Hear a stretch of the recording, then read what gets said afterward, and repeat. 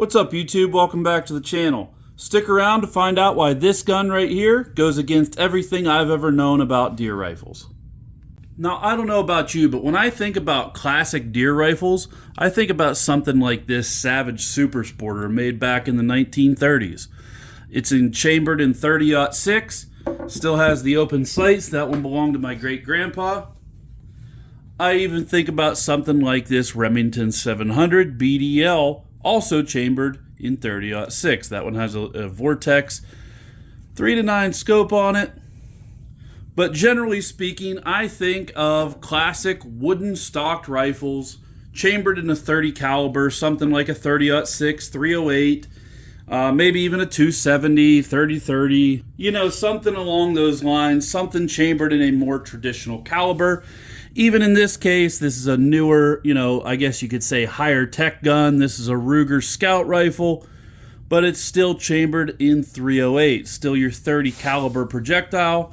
And generally speaking, when I think of deer rifles, that's what I've always gone with. I've been somebody who's very traditional from that standpoint, and so I stick with the old school stuff, okay? 30 caliber, whether it be a wooden stock or whatever, and I've always kind of stuck with your name brands like Remington, Savage, Winchester even, Ruger, okay?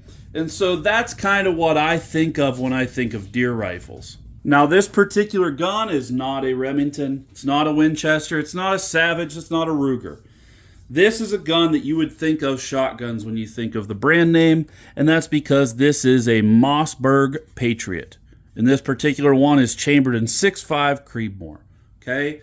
So as I said, this really goes against everything I've ever known when it comes to deer rifles. Obviously, it's a synthetic stock. It's chambered in a much different caliber than we're going to talk about, and it's a Mossberg. When I think of Mossbergs, I think about shotguns. Now, I've had a ton of experience with Mossberg shotguns, and I've never had a bad experience with them.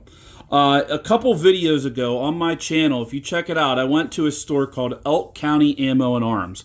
That's Elk County Ammo and Arms up in St. Mary's, Pennsylvania. Huge store with a great inventory, but in that video, I was walking around and I mentioned that I saw this Mossberg Patriot there in the video, and I didn't really have any experience with Mossberg's rifles. I really only ever used the shotguns. So the great folks up there at Elk County Ammo and Arms offered to let me try out this Mossberg Patriot for deer season, okay? And so in the upcoming weeks here, I'm going to be doing some more reviews on this gun. Now, I'm going to go over in this video just briefly what I like about it so far, my first impressions, maybe some skepticisms that I have, and basically how it's going to fit in my system. So if you did show this gun to your dad, your grandpa, your uncle, whoever, okay, they might look at it and immediately be like, well, the whole thing's plastic, right? Obviously, it's got a synthetic stock, the detachable box magazine, everything's plastic. Yeah, obviously, right? It's a synthetic. It's easier to find new production rifles made with synthetic stocks today than it is to find them with wooden stocks, okay? So that's not really an issue necessarily. It's just something that's totally different from maybe your traditional deer rifles, okay? Also, something that's, you know, I would say not necessarily traditional is things like the fluted barrel, okay? And same with the bolt, okay? You can see it's, you know, fluted or threaded. You could also say that, you know, this caliber itself is very non-traditional when it comes to deer hunting, okay? I am somebody who, generally speaking, again, when it comes to target shooting, I have no preference whatsoever. Shoot whatever shoots the target the best.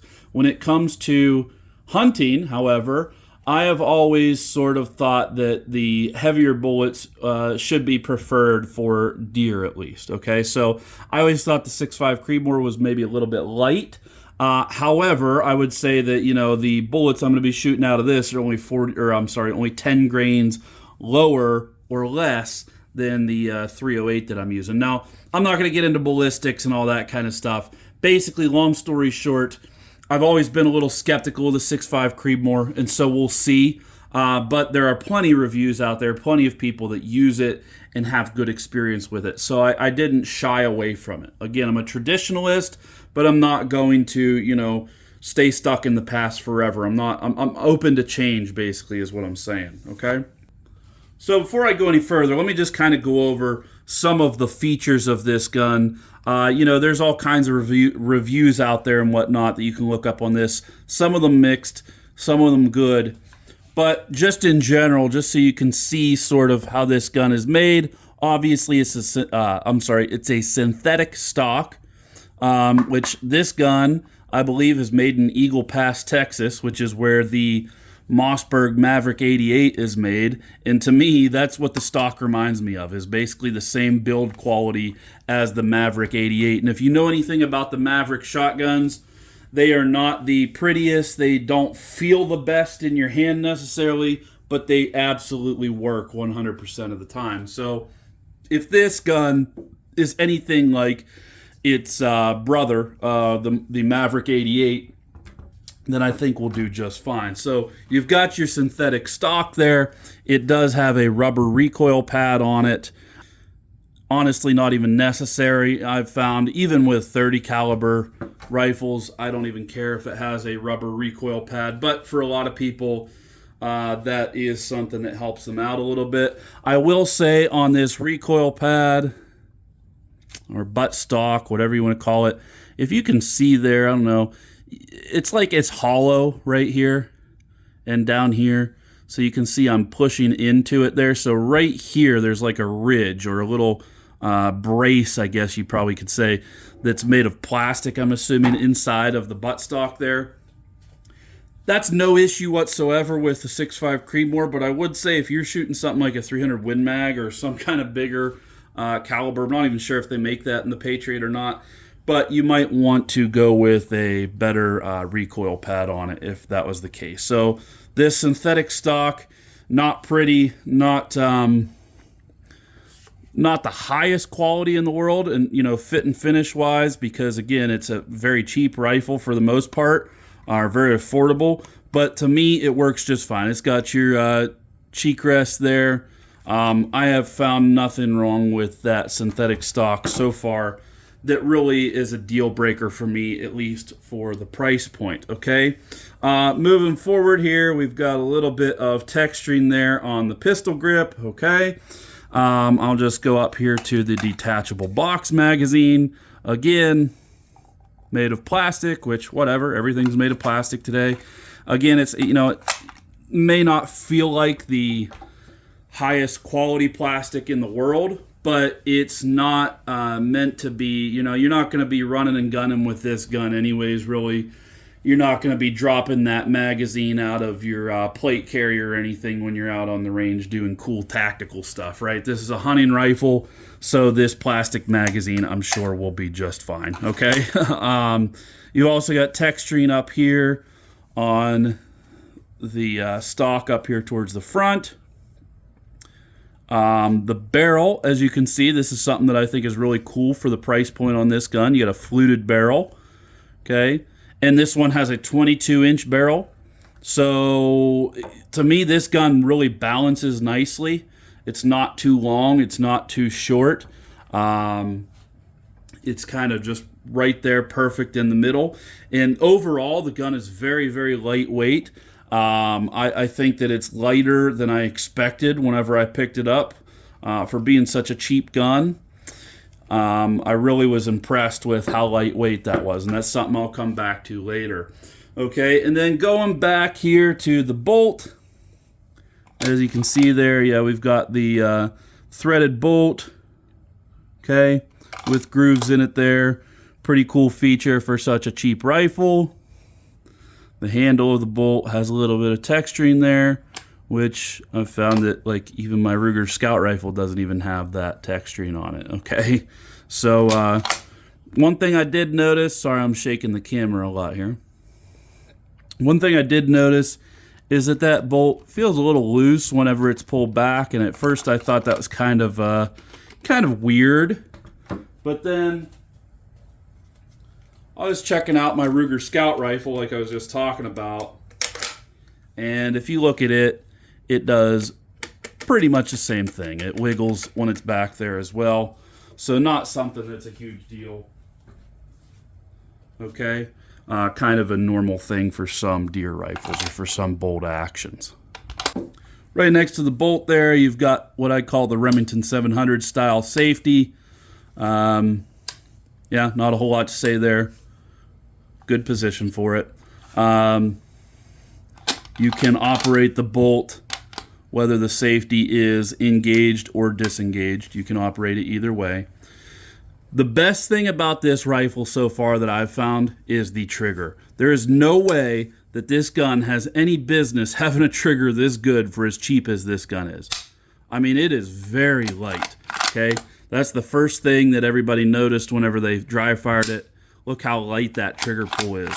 I think that that's going to lead to very good accuracy, or perceived accuracy, I guess I should say, because I think that that gun is going to be able to be fired very well with that good trigger. For, again, the price point that you're paying, I think that is just really an incredible feature.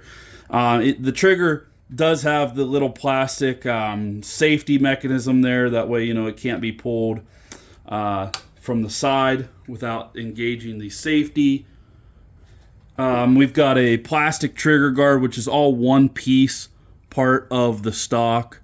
Okay, so again, this is all synthetic, which again, to me, plastic, synthetic, whatever, it's really not a big deal, especially for the price point that you're paying. It's not the prettiest gun in the world, but I'm going to come back to that here in a minute and tell you why I actually enjoy that about this gun. And then going up to the scope here, this gun comes, tapped ready for scope mounts. This particular one, when I bought it, or when I got it, it actually came with this dead ringer 3-9x40 scope, and I mean, honestly, it's not that bad. It's probably really cheap and probably pretty junky in general, but if you're somebody who is on a really tight budget and you just wanted to go buy a gun right out of the box with a scope on it, it served the purpose.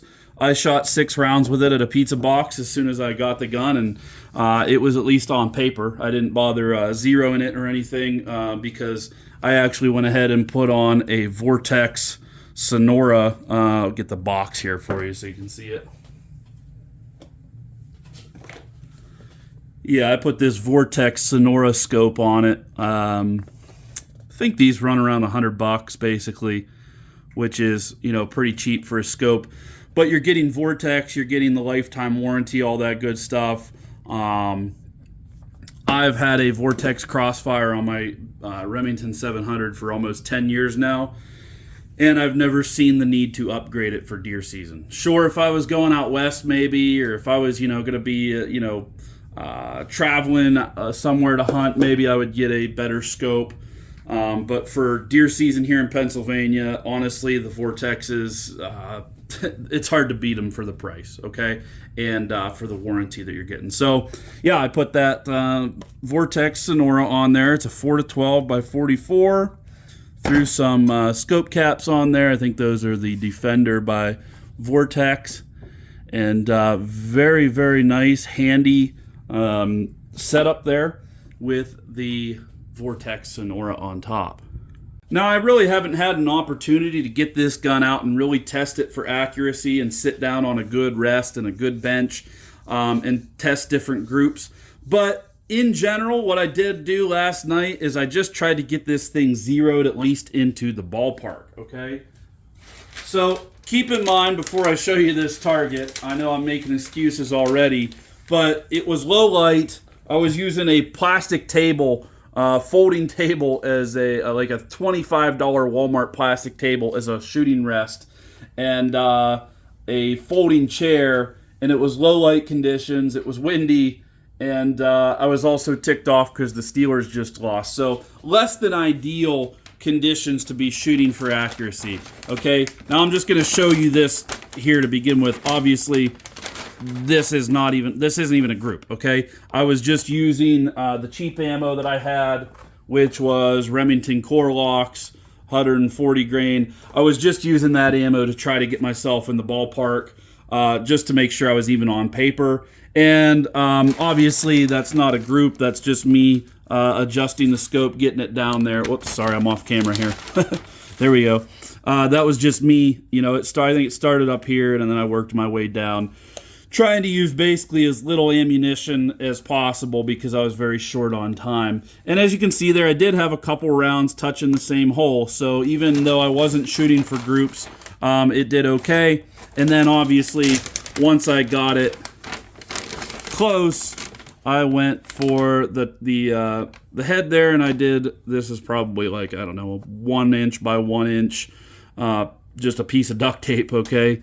And so again, this is not a good test on the gun's potential for accuracy. It was just me trying to get it sighted in generally in the ballpark, okay? So 1.5 to 2 inches high there at 100 yards whenever I shot my first group.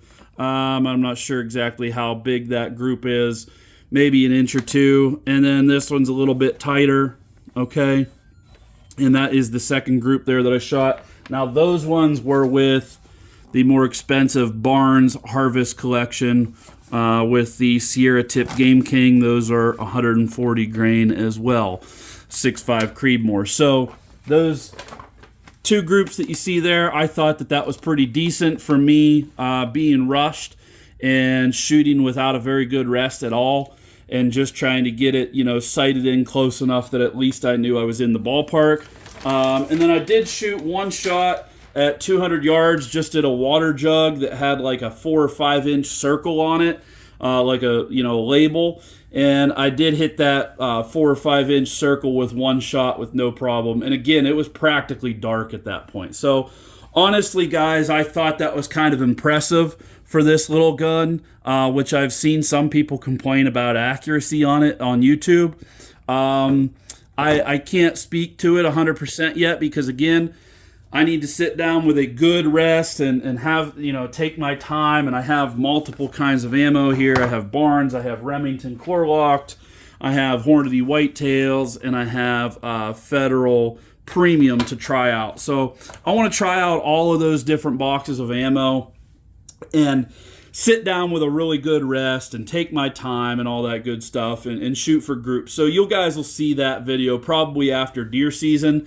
But for now, I just wanted to get it at least sighted in close enough that I feel confident that I probably could shoot a deer with it if I had to. Now, again, I'm probably going to shoot it a little more before deer season too, because I just want to be responsible and make sure that that thing is definitely hitting where I want it to. But again, you know, keep in mind the conditions weren't great, but I thought that the accuracy was perfectly fine considering those conditions, okay? Let me just finish up here this video by going over, you know, what I like about this gun overall and where it fits in my system, okay? So first of all, the best thing about it to me is the price. It's very affordable. It's a gun that can be had for not a whole lot of money, and I think it's probably going to serve you pretty well for the price that you pay for it, okay? Now, not only that, but one thing that I love about, you know, affordable rifles like this or affordable guns in general is I don't feel that bad if they were to get dinged up or something like that. So my Remington 700, it's not a collector's piece or anything like that, but when I get scratches on the wooden stock like that, it kind of makes me sick, right?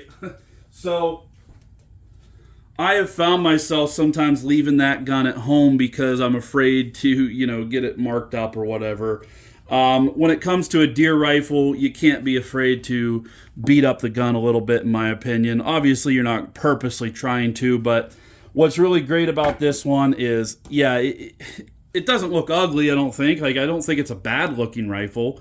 But I think that, you know, I won't feel bad if I get scratches on this stock or, you know, whatever. If the barrel gets a little discoloration or something, you know, anything just in general, I'm not really that worried about the appearance on this gun. So to me, that's actually a huge benefit. That's like the main reason I carry Glocks and stuff like that, is because I don't care about the appearance of them. I care about the function. So this to me is sort of the same concept. It could be, I guess you could consider it like a beater rifle, or like a handyman rifle. I might like a ranch rifle, whatever you want to call it, okay? Something you might throw in your side-by-side when you're riding around on the property. You'll, you know, not be afraid to throw it in the truck and take it deer hunting.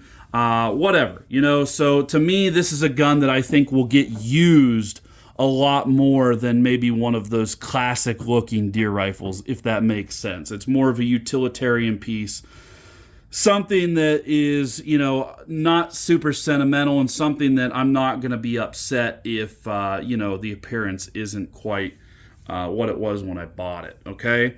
And then also, I love that it's so lightweight, okay? Being lightweight is something that I just hate carrying heavy guns for some reason. Maybe I'm weak, maybe I'm, you know, need to lift more weights, but just in general, I hate when the gun weighs more than I do, or at least it feels like it does, okay? I just like to carry lightweight guns. So I like that this gun is so lightweight and handy, and that shorter, I guess it's a 22-inch barrel, but it seems like it's shorter for some reason. It just is just a very compact, tight little gun. So, yeah, guys, I don't know. There's not too much more to say about it other than that. Oh, I also threw on this claw sling. You know, those are good. There's nothing wrong with them. They're like 20 or 30 bucks. And for hunting rifles, in my opinion, that's about as good as you're going to get. Also got that up at Elk County Ammo and Arms in St. Mary's. So let me know what you guys think down in the comments below. You know, again, I think that this could be a gun that I'm going to use a lot in the future. I'm a little bit skeptical of the 6.5 Creedmoor, but as far as accuracy goes, it seems like it'll do it. So I guess it'll just come down to shot placement and bullet technology and all that kind of good stuff. So, I mean, I can't quite say for sure how I'm going to feel about this gun in the long term. That review will come for another day. But just in general, first impressions, I don't really see anything wrong with it for the price point that you're paying and for the purpose that it's going to serve, for me at least, you know, being sort of a handyman rifle or a deer rifle or a beater gun. I think that this is really great for that type of situation, okay? So drop your comments down below, guys. Let me know what you think. If you have a Mossberg Patriot, if you have any experience with them. Again, I've seen mixed reviews, so the more reviews I see or the more comments I see, the more I feel like I can be confident and drawing a conclusion. But ultimately, my conclusion will come from this gun right here and my tests here in the next few months, okay? So drop a comment down below, like and subscribe, and as always, keep blasted.